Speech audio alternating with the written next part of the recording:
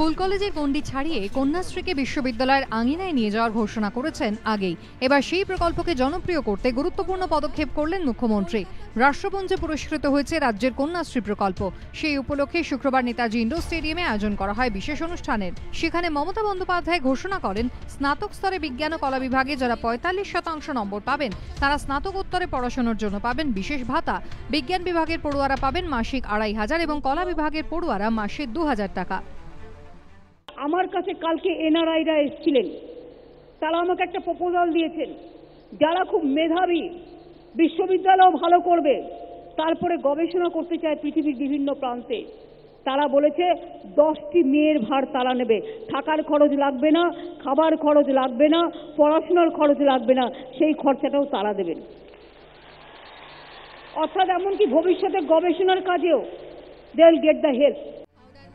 দরিদ্র ছাত্রছাত্রীরা যাতে হতাশাগ্রস্ত না হয়ে পড়ে সে কথা বলার পাশাপাশি নিজের জীবনের কথা তুলে ধরেন মুখ্যমন্ত্রী।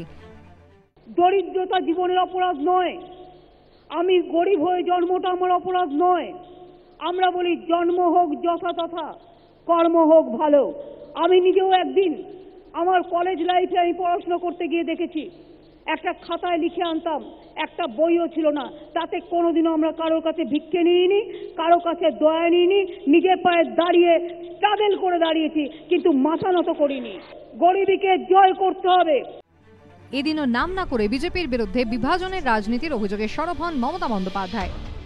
নজরুল ইসলাম, কবিগুরু রবীন্দ্রনাথ ঠাকুর কোনোদিন ভুলবেন না, মনে রাখবেন, এদের মনে রাখলে সারা পৃথিবীটা জয় করতে পারবেন। শ্রীকৃষ্ণের সুদর্শন চক্র আমি হিন্দু তুমি মুসলমান বলে হয় না, ওটা মানবতার জন্য গড়ে, ওটা ভাগাভাগির জন্য গড়ে না।